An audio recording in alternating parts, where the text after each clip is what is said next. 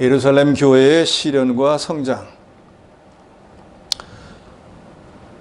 아이들이 어른이 되려고 하면은 여러 가지 시련을 겪고 난 뒤에 되는 것처럼 교회도 부흥하려고 하면 거저되지는 않습니다.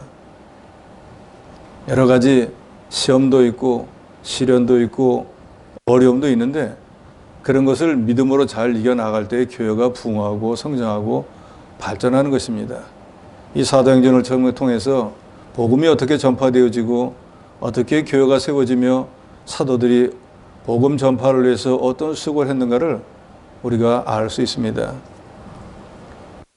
지난 4장에 보면은 4장 36절로 37절에 구브로에서 난 레위족 사람이 있으니 이름은 요셉이라 사도들이 일컬어 바나바라 번역하면 위로의 아들이라 하니 그가 밭이 있음에 팔아 그 값을 가지고 사도들의 발 앞에 바나바라고 하는 사람이 있었는데 이 사람 본명은 원래가 요셉이었습니다. 그래서 이 사람이 구브로 지금의 키프로스라고 하는 지역에서 원래 출신인데 거기에 이제 땅이 있었나 봐요. 근데 그 땅을 팔아가지고 사도들이 지금 복음을 전하고 초대교회를 일구어 나가는 거기에 쓰도록 그 모든 땅을 판 돈을 갖다가 사도들에게 바쳤습니다. 그러니까 사도들이 그 믿음을 귀히 여겨서 이 요셉이라고 하는 사람에게 바나바라 하는 이름을 더 붙여주었습니다. 근데 그 바나바라고 하는 이름의 뜻이 위로의 아들이다. 또 원래 헬라어 히오스 팔라클레오스라고 하는 그 말의 뜻은 권위자, 예언자, 선지자의 아들 뭐 이런 뜻을 갖습니다. 그래서 누가가 이 사도행전을 썼는데 특별히 바나바의 이야기를 기록해 놓은 이유는 자기 소유를 팔아서 교회 공동체에 이 내놓는 행위는 이건 아주 고귀한 믿음의 행위고 또 교회 발전에 있어서 이 바나바의 이 행위는 아주 큰 유익을 주었고 그래서 믿음을 갖게 된 첫 레위인으로서 이 복음에 대해서 기존의 유대인들이 가진 편견을 허물었기 때문에 특별히 바나바의 행위를 기록해 놓았습니다. 지금 시대도 마찬가지지만 자기의 전 재산을 갖다가 하나님께 드린다는 건 쉽지 않습니다. 우리나라는 뭐 그렇게 많지 않지만 미국이나 기독교 중심 국가들에서는 이 사도시대 때 행했던 이런 일들이 자주 일어납니다. 왜냐하면 기독교의 기본 교리는 모든 것이 하나님의 것이기 때문에 노블리스 오블리자라고 그러잖아요. 좀 더 높은 위치에 있고 지도자적 위치에 있는 사람들은 자기의 것을 갖다가 자식에게 물려주는 걸 부끄럽게 생각합니다. 그래서 사회에 환원한다든지 기증한다든지 일반화되어 있습니다. 그래서 4장 32절에 보면 믿는 무리가 한 마음과 한 뜻이 되어 모든 물건을 서로 통용하고 자기 재물을 조금이라도 자기 것이라 하는 이가 하나도 없더라 그랬습니다. 바나바는 자기의 전 재산을 갖고 하나님의 일에 쓸 수 있도록 갖다 바쳤고 또 예루살렘 교회 안에 있는 많은 성도들 가운데 부유한 사람들이 자기 부유한 것을 가지고 없는 사람에게 자랑을 하는 거예요. 자기 부유한 것을 가지고 없는 사람에게 나누어 줬어요. 그런데 왜 그러면 가진 사람들이 없는 사람에게 나누어 줬는가? 사도행전은 그것을 유무상통이라고 하는데 가진 사람이 없는 사람에게 서로 나누어 주어서 서로가 신앙생활 하는데 어려움이 없도록 하기 위해서. 제일 중요한 건 신앙생활을 하는데 물질로 인해서 어려움 당하지 않게 하려고 가진 사람이 없는 사람에게 도와줬다는 거예요. 이것은 굳이 물질에만 해당되지가 않습니다. 예를 들어 좀 많이 배운 사람, 그렇지 못한 사람에게 지식을 나눠주는 거예요. 우리가 요새는 그런 걸 재능기부라고 하잖아요. 꼭 돈을 받고 하는 게 아니라 돈을 받지 않아도 내가 가지고 있는 거, 여유가 있는 걸 나눠주는 거예요. 그게 물질이 되었든 재능이 되었든 시간이 되었든 뭐가 되었든지. 왜요? 우리를 구원하신 우리 주 예수 그리스도는 당신의 생명까지도 우리를 위해서 주었는데 주님께서 우리에게 주신 물질이나 시간이나 재능 그거 뭐가 아까워서 나눠주질 못하겠느냐 그 말이에요. 바나바가 왜 누가가 특별히 여기다 기록했습니까? 그 당시에 물질이라고 하는 건 지금처럼 다 가진 사람에게는 소중해요. 근데 그 사람이 자기의 모든 재산을 다 하나님께 드릴 수 있다. 이건 대단한 믿음이에요. 지금 이 시대도 그렇잖아요. 하나님 앞에 11조 생활도 바로 못하는 사람들이 수북합니다. 내 것이 아니라고 하면서도 그것도 하나님 앞에 바로 못해요. 그런데 11조는커녕 가진 온 재산을 다 드린다는 건 이건 대단한 믿음이잖아요. 초대교회 때 특별하게 있었던 이 유무상통의 이 좋은 제도라고 할까요? 아니면 한시적으로 있었던 이런 특별한 일들은 일시적인 것으로서 성도들이 정말로 그리스도 구속의 은혜를 깨닫고 감사해서 하나님의 것을 다윗처럼 하나님께 드린 거예요. 그러니까 우리가 하나님 앞에 뭘 드릴 때도 내 것이라고 생각하면 아까워서 못 드립니다. 하나님의 것을 내가 쓰고 있었는데 하나님이 필요하다고 생각하니까 하나님께 드린다고 하면 주인께 드리는데 물질에 대한 생각을 우리가 바꿔야 됩니다. 내 거 아니까 손에 쥐고 못 내놓는 거예요. 우리가 나올 때 숟가락 하나라도 물고 나왔습니까? 우리가 가지고 있는 건 아무것도 없어요. 그러지만 지금 이때까지 하나님이 부족하지 않도록 살게 해줬잖아요. 그래서 하나님이 뭐가 좀 필요하다 할 때 그걸 못 씁니까? 그걸 못 내겠어요? 그런데 초대교회 성도들은 그리스도를 믿은 지 얼마 되지도 않아요. 그 그리스도를 믿고 구원 얻고 천국에 너무너무 감사했던 거예요. 지금 이 시대의 모든 교회 성도들도 기쁨이 있어야 됩니다. 돈이 억만금이 있다고 할지라도 천국을 어떻게 사겠어요? 아무리 높은 지위에 있다고 해서 천국에 갈 수 없습니다. 힘으로 능으로도 안 되는 일이에요. 그런데요, 우리는 힘쓴 것도 없어요. 능력을 행사한 것도 없어요. 사회에 유익을 준 것도 없어요. 그런데 하나님이 저와 여러분을 무조건적으로 택해서 자녀로 삼아주시고 죄사함도 주시고 천국 백성이 되게 해주셨지 않습니까? 그리고도 그것도 부족해가지고 일생 하나님이 정해놓은 인생 살아가는 동안에 이런저런 모양으로 은혜도 주시고 복도 주시고 그래서 우리가 이렇게 넉넉하고 부유한 삶을 살고 있지 않습니까? 그런데 우리가 하나님 앞에 드리는 거 그거 뭐가 아까워서 그렇게 초대교인들은 시키지 않아도 자원해서 그렇게 했었던 것을 4장 하반절에 보면 기록해 놓았습니다. 오늘 본문 1절로 11절에 보면 아나니아 사피라라고 하는 부부의 이야기가 나옵니다. 이미 서두에 제가 말씀드린 대로 요셉이라고 하는 사람이 자기의 전 재산을 다 하나님의 구원 역사에 쓰라고 사도들 앞에 갖다 바쳤습니다. 그러니까 사도들이 너무 고맙고 그 사람이 자기 재산을 다 갖고 온 걸 고마운 게 아니라 그리스도 구속의 은혜를 깨닫고 이 일을 만천하에 할 수 있도록 거기에 종잣돈처럼 이걸 쓰라고 갖고 온 그 감사하는 면을 고맙게 귀중히 이런 사람이야말로 권위가 있는 사람이다. 그래서 바나바라고 하는 이름을 주었습니다. 그러니까 오늘 5장 1절로 11절에 나오는 아나니아 사피라라고 하는 부부가 그 소문을 들었겠죠. 그 요셉이라고 하는 사람이 자기 재산을 다 팔아가지고 사도들에게 주었더니 사도들이 그 사람 아주 감사하면서 칭송하면서 바나바야 하고 요셉이라고 하는 이름 대신 권위자, 위로자야 하는 이름을 주었더라. 그래서 온 예루살렘 교회가 요셉이라고 하는 이름이 있음에도 불구하고 사도들부터 요셉이 오면은 바나바, 권위자요, 위로자요 하고 부르니까 그 사람이 나 높이 떠받임을 받는 거 보니까 없어요. 저렇게 하면 좋겠다. 좋은 생각이 들었습니다. 그래서 부부가 자기 소유를 팔았습니다. 얼마가 되는지 모르겠지만 바나바처럼 자기 소유를 팔았습니다. 그런데 이제를 보니까 그 판값에서 얼마를 감춤해 그 아내도 알더라 그랬습니다. 그러니까 부부가 작당을 한 거예요. 예를 들어서 다 팔았더니 1,000만 원 됐는데 200만 원은 감춰놓고 다 파는 게 800이라고 합시다 하고 서로 묵계적으로 약속을 했습니다. 그래서 어쨌든 간에 자기들은 다 팔았다고 하면서 그걸 갖다가 바나바처럼 사도들의 발 앞에 사도들에게 갖다 주었습니다. 그런데 그런 일이 있을 때 성령께서 이 베드로에게 아나니아가 어떤 일을 했는지를 다 가르쳐 주셨습니다. 그래서 아나니아가 들어올 때 이미 베드로는 이 사람이 무슨 목적으로 어떻게 온지를 다 알고 있었습니다. 그래서 3절에 베드로가 말합니다. 아나니아야, 어찌하여 사탄이 내 마음에 가득하여 내가 성령을 속이고 땅값 얼마를 감추었느냐. 여기는 간단하게 나왔지만 예를 들어 가지고 뭐 여기 나오진 않았겠지만 아나니아가 와서 말했겠죠.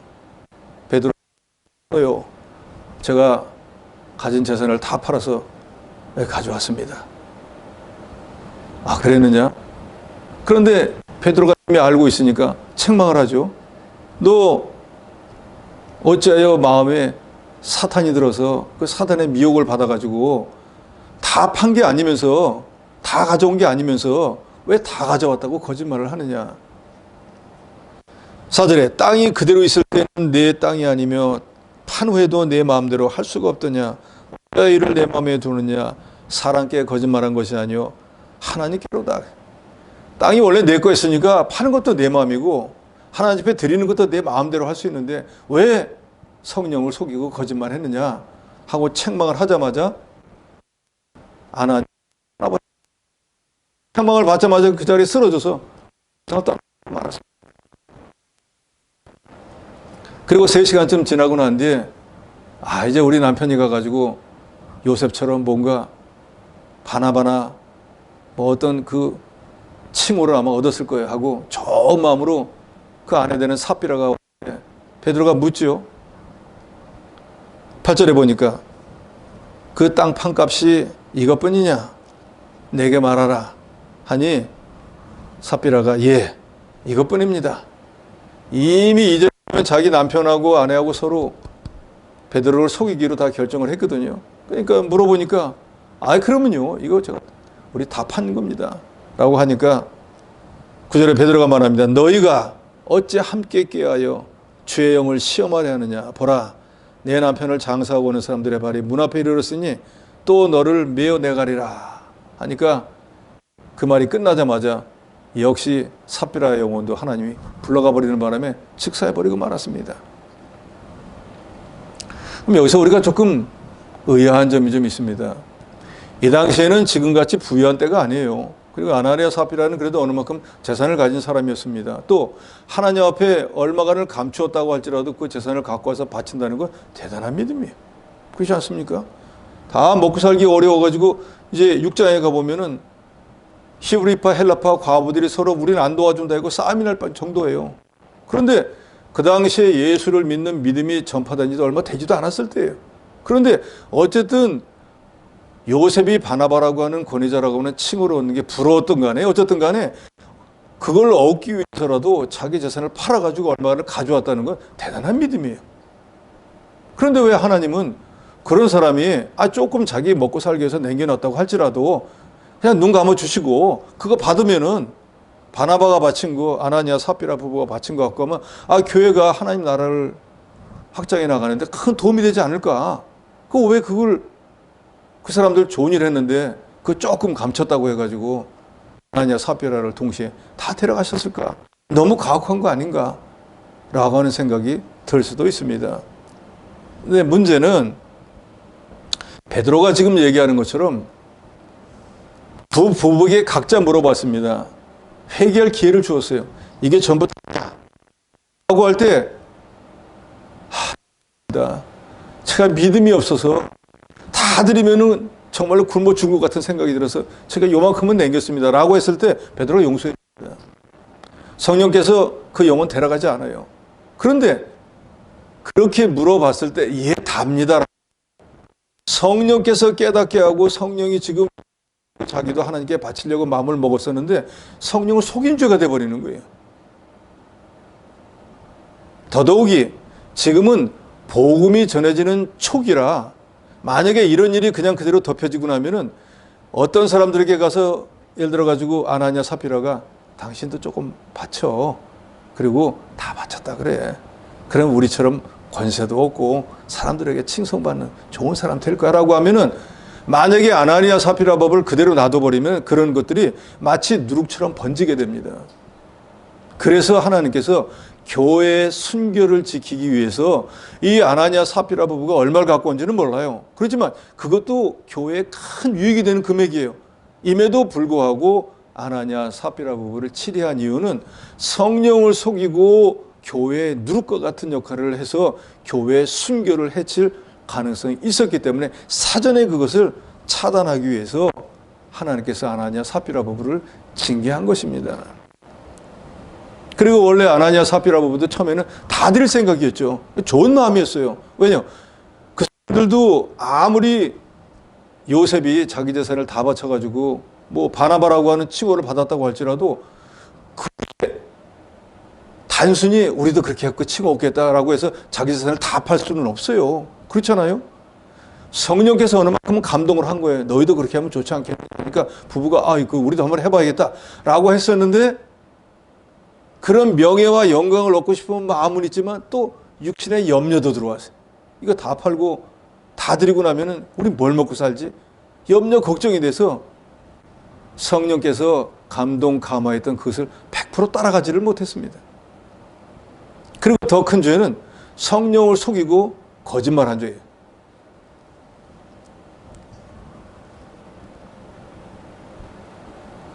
하나님은 많이 바쳤느냐 적게 바쳤느냐 그걸 따지는 게 아닙니다. 어떤 마음을 가지고 하나님께 드리느냐 그걸 받는 거예요. 지금 이 시대에는 그런 걸 많이 이제 퇴색이 돼버렸지만 이전 시대 때는 보면 하나님 앞에 뭐 11조를 드린다든지 헌금을 드린다든지 하면은 돈이 지저분한 거 있으면은 집에서 다리미로 데려서 드렸던 그런 분들도 있어요. 그렇게 안 해도 돼요. 또 어떤 분들은 일부러 은행에 가지고 신권으로 바꿔가지고 하나님 앞에 드린 사람들도 있어요. 그럴 때 하나님은 그 마음의 중심을 보는 거예요. 예를 들어서 자녀들한테 용돈을 주는데 아버지가 지갑에서 깨끗한 거 꺼내갖고 이거 와봐라. 이거 용돈 써라. 하고 좋은 마음으로 주는 거하고 똑같이 주더라도 휙 던지고 야, 가 용돈 써라. 하고 받는 사람 기분이 다르잖아요. 하나님 앞에 우리가 드리는 것도 마찬가지예요. 그래서 우리가 하나님 앞에 뭘 드리려고 하면은 제일 좋은 거, 누구도 써보지 않은 거, 이런 걸 하나님께 드려야 돼요. 오래전에 제가 지방교회 심어해 보니까 하나님에게 꼭 먹다 남은 거, 집에서 처치 곤란인 거, 이런 거 들고 오는 사람들이다. 저는 아직 그런 사람들에 대해서 가혹하리만큼 책망합니다. 집에 남아있어가지고 더럽지 않고 쓸만한 거 있으면은 이웃 사람에게 줄 때도 물어봅니다. 그러잖아요. 이거 내가 한 번도 쓰지도 않은 건데 혹시 이런 거 필요하면은 내가 줄 수 있는데 그래서 그 사람이 아이 좋습니다 하면 주지만 내가 쓰다가 이제는 더 이상 쓸 데가 없어가지고 버리는 거 그걸 갖다가 누굴 주라고 하면 그 좋아하겠어요. 어느 나이 많은 집사님이 집에서 쓰다가 이빨 빠진 칼을 갖고 온 거예요. 그걸 어디서 써요? 교회에서 그 칼을. 그 화분에 갖다 꽂아놨더니 그걸 그 여기 다시 갖고 왔어요. 어떡하란 말이에요? 그걸 뭘 어떡하란 말입니까? 그러면 예를 들어가지고 목사님 제가 집에서 쓰다가 남은 뭐가 있으면 집사님 이리 오세요. 이거 그동안 내가 많이 썼지만 좋은 거예요. 갖다 쓰세요. 쓰겠냐 그 말이에요. 말라기서에 보면은 하나님 앞에 드릴 때 때에 좋은 것은 다 숨겨놓고 절고 눈 멀고 몸에 피부병 드는 거 그런 걸 갖다 바쳤다. 그러니까 말라기 선지자가 그 사람에게 말합니다. 이거 하나님께 드리지 말고 그 너희 지금 다스리고 있는 총독에게 한번 갖다 줘봐라. 그러면 총독이 얘 눈 멀었네. 몸에 병 눈이 없네. 이거 참 좋은 거라 나한테 갖고. 총독이 그 말이에요. 너 나를 얼마나 무시하면 이런 걸 갖고 왔어. 하고 총독이 화낼 거예요. 세상 인간도 자기 마음에 안 드는 걸 갖고 오면 그런데 하나님 앞에 그런 걸 바쳐서 되겠느냐 그 말이에요.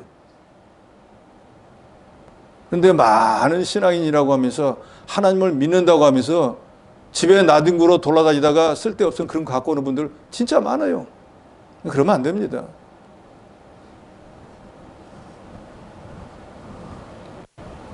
베드로는 아나니아 속에 사단이 가득하여 성령을 속인 것을 책망했습니다.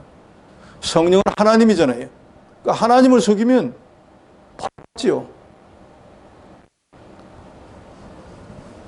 그래서 독일의 개신교 신학자인 하엔맨은 아나니아는 이 일을 하나님 앞에 좀 속이고 자기 거 남겨놓고 갖다 드린 이 일을 인간들 사이에 일로 생각했다 그 말이에요. 베드로가 어떻게 알겠어? 교인들이 어떻게 알겠어? 내가 다 바쳤다 그러면 자기들이 다 바친 줄 알고지. 부부는 이렇게 생각했다 그 말입니다. 그런데 사실은 그리스도의 공동체 안에서 영으로 임재하고 계시는 하나님을 속인 것이다. 그래서 아나니아 삽비라가 세상을 떠나게 되었다 그랬어요. 우리는 이 하나님의 교회, 예수를 믿는 사람들의 모임이잖아요. 여기에 우두머리는 누구예요? 우리를 구원하신 우리 주 예수 그리스도예요. 그리고 우리가 2명 이상 모여서 예배를 드리면 여기에 하나님이 임재하셔요. 그러니까 이 공동체에서는 하나님을 높이고 하나님을 영화롭게 하고 이 모든 것을 하나님이 다스려 나가는 거예요.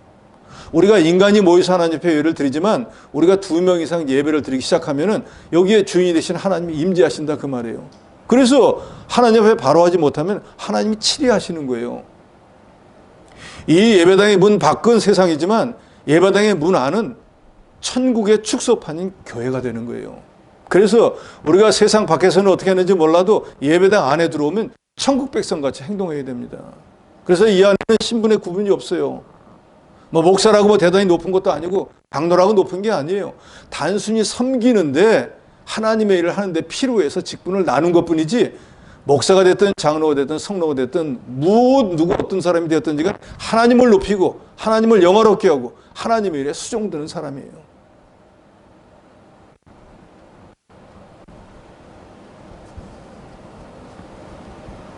그래서 우리 이병기 목사님은 강해서에 그렇게 기록해 놓았어요. 아나니아 삽비라는 초대교회에 들어온 처음의 누룩이었다.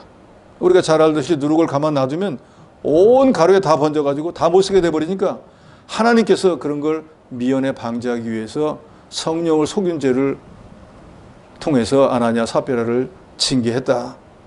그래서 영국의 대표적인 복음주의 지도자인 존 스토트는 사단의 첫 번째 전술이 무력으로 교회를 파괴하는 것이고 두 번째는 교회 내부에서 거짓으로 교회를 파괴하는 것이다 그랬어요. 그러니까 사단이 하는 일은 바깥에서 교회를 들썩거려가지고 교회를 망하게 하려고 하고 안에서는 사람들을 충동질해서 교회를 망하게 하는데 바로 아나니아 삽비라가 그런 일을 했기 때문에 베드로를 통해서 하나님이 징계해서 더 이상 누룩의 역할을 하지 못하도록 하나님이 막았다는 것입니다. 그래서 요한 웨슬레는 이런 말을 했습니다. 이 거짓말 한마디에 허영과 탐과 시기와 불공견이 내포되어 있었기 때문에 소극적으로 가혹한 심판을 받게 된 것이다.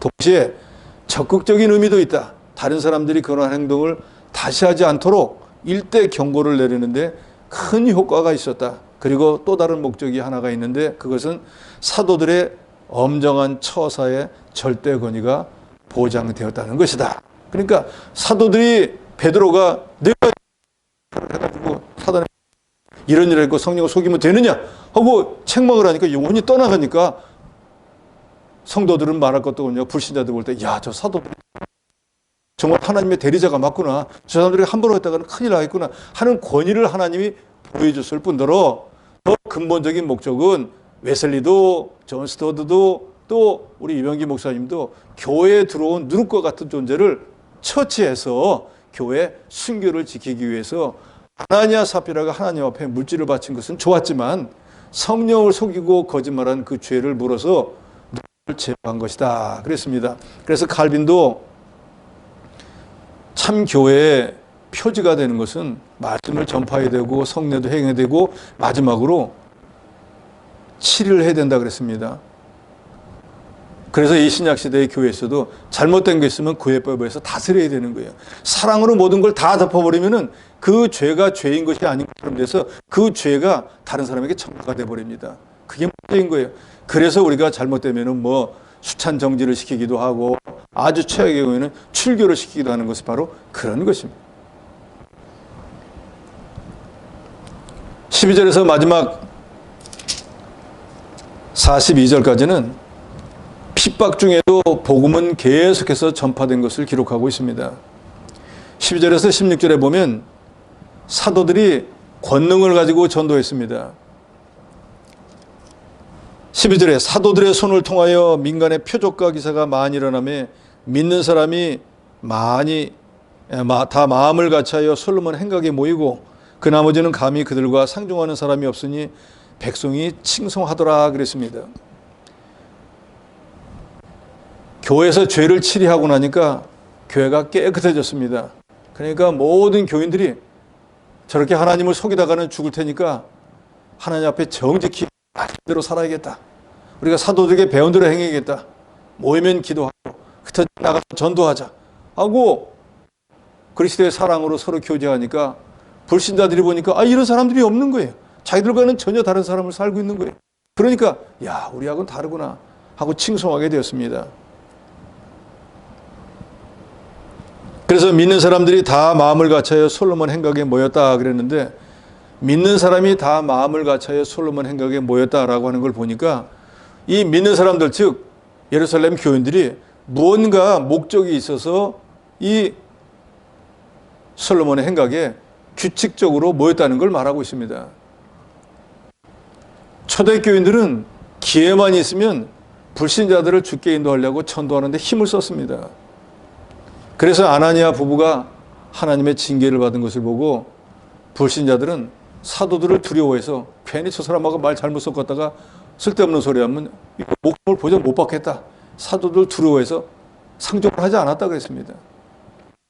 그러면서도 사도들을 통해서 여러 가지 표적과 이적이 일어나는 걸 보고 이 대단한 사람이다. 참 하나님이 대단하시구나 하고 영광이 드러났다 그랬습니다. 대표적으로 14절에 보니까 믿고 주께로 나오는 자가 더 많으니 남녀의 큰 무리더라. 점점 복화되고 일어났습니다. 15절에 심지어 병든 사람을 메고 거리에 나가 침대와 요 위에 누이고 베드로가 지날 때 혹 그의 그림자라도 누구에게 덮일까 바라고 예루살렘 부근에 수많은 사람들도 모여 병든 사람, 더러운 귀신에게 괴로움받는 사람을 데리고 와 다 나음을 얻으니라. 그러니까 그 당시에 의술이나 약으로 치유받지 못했던 귀신 들린 사람, 여러 가지 병 환자들을 데리고 나오는데 베드로를 비롯한 여러 사도들이 다 고쳐주는 거예요. 그러니까 병에 나은 사람들이 병만 낫고 가버리는 게 아니라 예수 그리스도를 영접하고 그러므로 인해서 교훈이 점점 늘어나는 역사가. 그러니까 불신자들이 사도들을 두려워하고 사도들의 권능을 겁을 내서 상종하지 않으려고 했는데, 이제 그런 일을 통해 가지고 하나님이 점점 믿는 자 수가 더하는 역사가 일어나게 되었습니다. 그래서 이 시대에 보면은 사도들이 베드로도 또 나중에 보면은 사도 바울도 앞치마만 가지고 가도 병든 사람이 막 낫는 역사가 일어나요. 그러니까 이 시대의 사도들은 신유의 은사가 있었습니다. 그리고 기도하면은 귀신이 나가기도 하고 병자가 병이 낫기도 하는, 또 이미 우리가 상고했지만 우리에게 은과 금은 없지만 우리에게 있는 것을 내게 주노니 나사렛 예수 그리스도의 이름으로 일어나 걸으라니까 그 명령에 따라가지고 40년 동안 걷지 못한 사람이 벌떡 일어나서 걷는 역사가 일어났지 않습니까? 그러니까 그런 것을 빌미로 해가지고 오늘날에 신사도 운동이라는 게 일어났습니다. 새로이 하나님이 사도들을 임명해가지고 이 시대를 운영해 나간다는 거예요. 그런데 여러분 이거에 속지 마세요. 우리는 이미 성경 66권으로 모든 것이 완성이 되었기 때문에 이 예루살렘 교회 때 사도들이 활동할 때에는 복음이 전해지는 초기였기 때문에 하나님께서 어학을 배울 능력이 없는 사람들에게 방언의 은사를 주어서 외국말을 배울 수 있도록 하나님의 능력을, 치유, 신유의 은사를 준 것도 마찬가지예요. 육신의 질병으로 드는 사람들 가운데 하나님이 이미 택제로 예정해 놓은 사람들을 사도들이 그 병을 고치고 영혼을 고치고 하나님의 사람으로 만들어 나가기 위해서 이 신유의 은사를 그 시대의 사도들에게만 주었던 거예요. 그래서 이 사도들이 세상을 다 떠나고 난 뒤에는 이런 특별한 계시, 특별한 은사는 이제 종료가 되어버렸어요. 왜요? 더 이상 그게 필요하지 않기 때문에. 왜?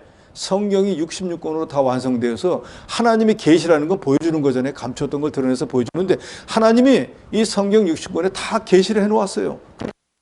그런 특별한 은사가 없어도 궁금하면 성경을 보면 다 해결이 되도록 해놓았기 때문에 이제 더 이상 그런 일이 안 일어납니다. 그런다고 해서 지금 이 시대에 방언의 은사가 없다라는 게 아니에요.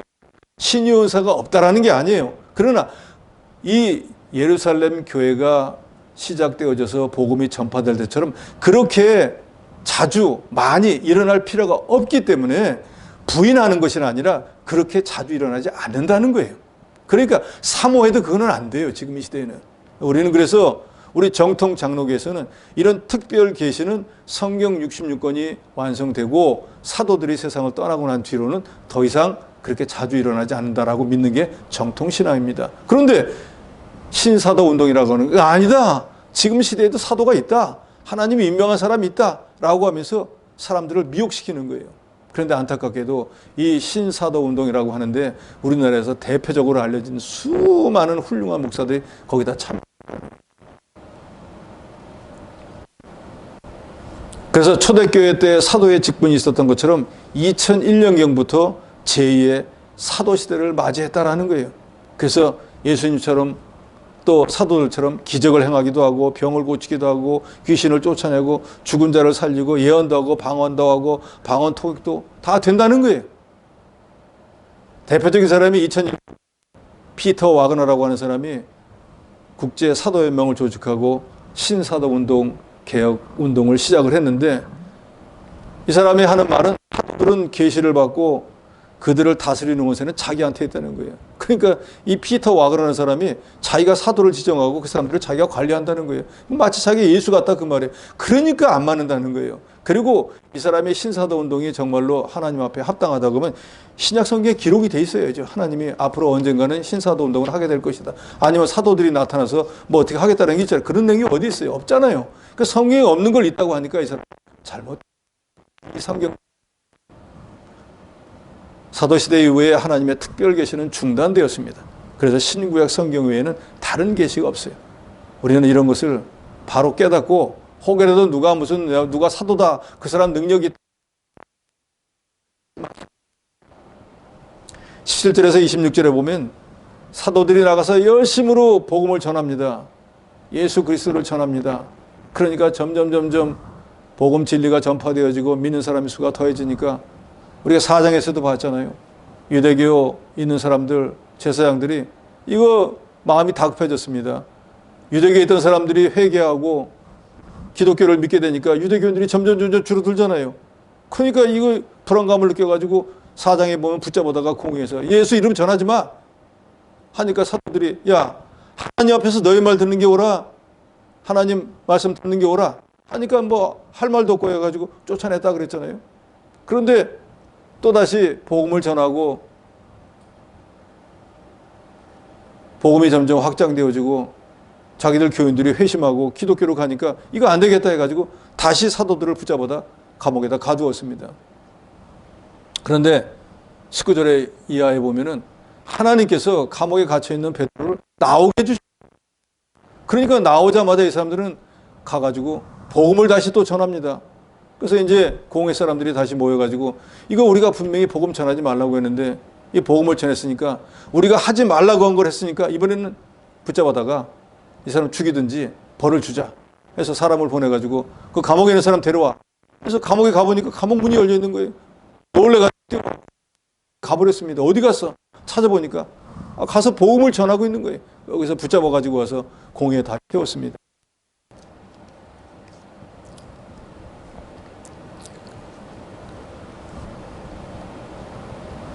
(27절에) 보니까 그들을 끌어다 공회 앞에 세우니 대제사장이 물었다 그랬습니다. 28절에 우리가 이 이름으로 예수의 이름으로 사람을 가르치지 말라고 언급했는데 너희가 너희 가르침을 예루살렘에게 가득하게 하니 이 사람의 피를 우리에게 돌리고자 합니다. 너희가 내가 분명히 예수의 이름으로 복음을 전하지 말라고 하고 지난번에 공회에서 너희를 석방해 주었는데 너희가 왜 다시 이 사람의 피를 우리에게 돌린다. 즉 예수 죽인 죄를 왜 우리에게 돌리느냐 하고 따져 물었습니다. 그러니까 사도들이 대답합니다. 사람보다 하나님을 순종하는 것이 마땅하다. 하나님께서 우리에게 복음을 전하라고 했기 때문에 우리는 그 말씀대로 복음 전하는 것뿐이다 라고 대답합니다. 사도들은 오직 하나님을 순종하기 위해서, 즉 하나님 말씀을 순종하기 위해서 생명을 내어놓고 하나님 말씀대로 하기 때문에 핍박을 받았지만 하나도 두려워하지 않았습니다. 그래서 예수를 죽인 책임을 공회에다 돌리는 것에 대해서 사도들이 너희가 나무에 달아 죽인 예수를 하나님께서 다시 살리셨다라고 그 사람들에게 밝히 말합니다. 또 예수를 하나님이 인권과 구주로 삼았기 때문에 그 이유는 이스라엘을 회개해서 죄사함을 거다라고 증언합니다. 그러니까 이제 너희도 두려워하지 말고 회개하고 예수를 구주로 믿으라 하니까 뭐 공회원들이 기가 막히잖아요. 이게 지금 어디 와가지고 복음을 전하고 우리를 죄인이라고 하고 회개하라고 하고 예수를 믿으라고 하니까 기가 막혔습니다. 그래서 안 되겠다. 로마 법이 있든지 말든지 이것들을 없애버려야지, 죽여야지 하고 공회원들끼리 모여가지고 쑥덕거리면서 지금 자보온 베드로를 비롯한 사람을 죽이자라고 하고 있는데 33절에서 39절에 보면 그 당시에 가장 존경받는 랍비였던 가말리엘, 이 사람이 나서서 그러지 말아라 하고 중재를 합니다. 그러면서 이 가말리엘이 하는 말은 이런 말을 합니다. 여기 성경에 기록되어 있어요. 이 사상, 이 예수를 가르치는 사상과 이 소행이, 복음을 전하는 것이 사람으로부터 났으면 무너질 것이요. 즉, 이 사람들이 하는 게 하나님이 한 게 아니고 자기들끼리 무슨 뭐 예수가 하나님이다 하면서 자기들 생각을 했다고 하면 얼마 있다가 스스로 없어져 버릴 거다. 그런데 만일 하나님께로부터 났으면 그것이 정말로 이 사람들이 말하는 대로 예수 그리스도가 하나님의 아들이고 자기들이 하나님 말씀대로 복음을 전한 거라고 하면은 너희가 그들을 무너뜨릴 수도 없고 그 사람들이 하는 일을 방해 아무리 해도 안 될 것이고 도리어 하나님을 대적하는 자가 돼서 우리가 분명히 하나님의 징계를 받게 될 거다. 그러니까 우리가 섣불리 나서가지고 이 사람들을 하지 말라고 했다가 이게 정말로 하나님으로부터 이 사람들 말대로 하나님이 시킨 일을 한 거였다. 우리가 하나님의 일을 방해한 거니까 이 사람들은 차차고도 우리가 벌을 받지 않겠느냐 하니까 겁이 덜컥 났습니다. 그럼 어떻게 하면 좋겠냐? 그럴 때 이 가말리엘이 누군가 하면 당시에 가장 말씀대로 율법대로 믿는 사람들이 바리새파라고 했는데 그 바리새파의 율법학자이고 산헤드린의 공회원일 뿐더러 헤롯 대왕의 종교 문제에 대해서는 조언을 하던 사람이었습니다. 그러니까 사회적으로 또 정치적으로도 상당히 높은 신분의 왕에게 이렇게 하시오 저렇게 하시오 하고 자문하는 사람이었어요. 또 사도 바울도 나중에 보면 내가 가말리엘문에서 공부했다라고 하죠. 랍비라고 하는 칭호를 받은 아주 훌륭한 대학자.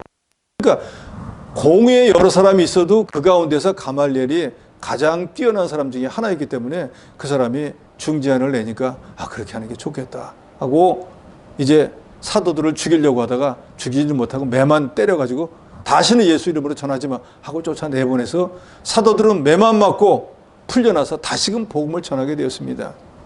이걸 보면은 사장에서도 우리가 이미 참고했지만 우리가 복음을 전하다가 핍박을 받고 감옥에 가게 될 때 가서 이거 어떻게 변명하고 이거 나올까 그런 궁리하지 말라 그랬잖아요.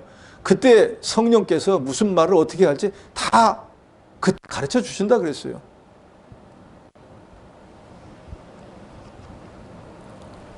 근데 이걸 보면은 확실히 하나님의 일을 하면 하나님께서 죽지 않도록 해요.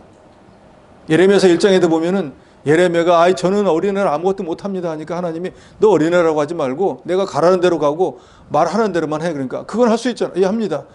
그렇게만 하면은 하나님께서 예레미야를 어떻게 해주신다 그러죠?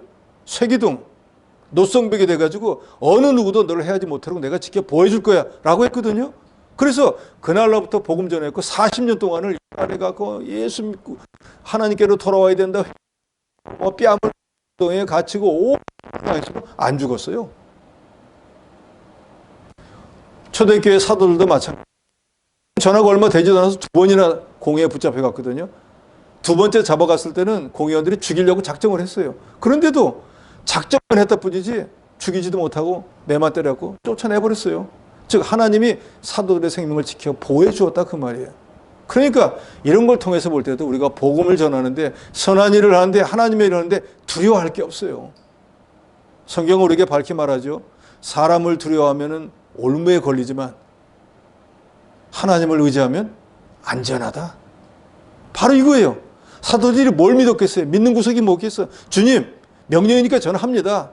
사는 것도 하나님 뜻, 죽는 것도 하나님 뜻이니까 주님 뜻대로 하세요 하니까 주님이 데려갈 때가 안 됐는데 어떻게 죽이겠어요? 그래서 이건 마치 다윗의 친구였던 후세가 여기 일어나서 도망가대 후세 보고 야 너는 예루살렘에 들어가 하니까 자기는 살려고 도망가면서 자기 친구는 예루살렘으로 들어가면 후세는 야 나 갔다가 네 친구인 거 다는 나 죽으라고 하고 안 갈 건데 후세는 갔지요. 가니까 압살롬이 물어봅니다. 너 아버지 친구인데 왜 왔어? 그러니까 아버지 시대는 또 때는 아들의 시대인데 내가 아버지를 모셨던 것처럼 내 아들을 지극으로 모시게 하니까 그거 괜찮다. 그렇게 하시오. 해놨는데 왜 하나님이 후세를 보냈어요? 아이도벨이 묘안을 짜냅니다. 나한테 군사 얼마만 주시오. 당신 아버지 분명히 지금 지치고 힘든데 내가 가서 당신 아버지만 딱 죽이고 오겠습니다. 그때 만약에 압살롬이 오케이 했으면 다윗은 죽었습니다. 그런데 압살롬의 꾀만 들으면 되는데 갑자기 후세한테 너는 어떤 의견이 있느냐 하니까 후세가 그 아이도벨의 의견이 선하지 않습니다. 당신 아버지는 사자와 같은 사람인데 지금 당신한테 쫓겨가면 어떤 생각, 이거 원수 갚아야겠다고 생각하지 않겠어요? 당신이 따라올 거 반드시 안다고 준비를 다 했을 거예요. 근데 당신이 어정쩡 이거 다윗이 대단하구나 하고 되면은 당신은 반역 성공 못해요. 그러니까 이렇게 합시다. 어떻게 하면 되는데 일단은 기다려서 당신 아버지가 어떤 성에 들어가면은 어떤 성에 들어갔다 알게 되잖아요. 그러면 그 성을 이제 우리가 다 가가지고 큰 밧줄을 가지고 성을 둘둘둘둘 말아가지고 온 이스라엘 백성들이 그 성을 그냥 붙잡아 당겨가지고 강물에다 끌어 집어넣읍시다. 그러면 그 성에 있는 사람 강물에 다 빠져 죽어버리잖아요. 황당한 소리예요. 말이 돼요? 그런데 그때 하나님께서 압살롬을 비롯한 모든 반역자들의 마음이 그 말이 믿어지도록 역사를 합니다. 그러니까 후세의 묘가 훨씬 좋다. 그렇게 하자 해가지고 이제 다윗이 어느 성에 들어가 기다리는 바람에 그때 당신 요단 빨리 건너가셔. 안 그러다 죽으니까. 그래서 그 밤에 요단강을 건너가 버리는 바람에 살았어요. 오늘 본문의 사도들도 고문을 죽이려고 결심을 했는데 갑자기 그 제일 존경받는 교법사가 나서가지고 야 이게 사람으로 자기 가만히 있다 없을 거야. 그런데 만약에 이게 하나님이 하신 일이 우리가 하나님을 대적하고 우리가 이제는 징계를 받게 될 텐데 너 어떡할래? 그렇게 하지 말자 하고 중재를 했는데 하나님께서 사도들을 살리기 위해서 마치 압살롬의 반역 때 후세를 쓰신 것처럼 가말리엘을 하나님이 쓰셔가지고 그렇게 말했다고 하더라도 마음이 강박한 사람은 그걸 안 받잖아요. 그런데 공회원들이 가말리엘의 말을 듣고 나니까 그럴 것 같다 라고 되어서 사도들은 그저 매만 몇 대 맞고 나왔습니다. 그런데 성경 기록하죠. 사도들은 그 매 맞은 것을 하나님의 상급을 받은 걸로 생각해서 오히려 기쁘고 즐거움으로 나와가지고 40절에 사도들은 그 이름을 위하여 능욕받는 일에 합당한 자로 여기심을 기뻐하며 공회 앞을 떠나니라 그랬어요. 나를 위해서 핍박을 받고 매를 받고 욕을 당하면 복이 있는 자다. 하늘의 상급이 크다고 예수께서 분명히 말씀했잖아요.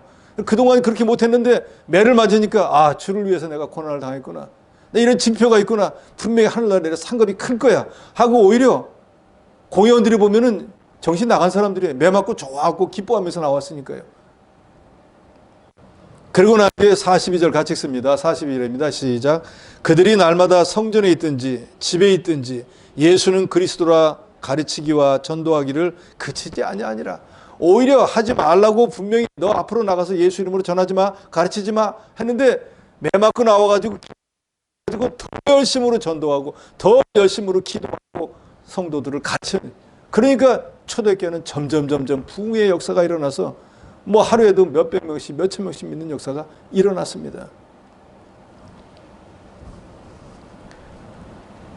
이미 우리가 상고했던 사도행전 2장 46절 47절에도 비슷한 말씀이 있습니다.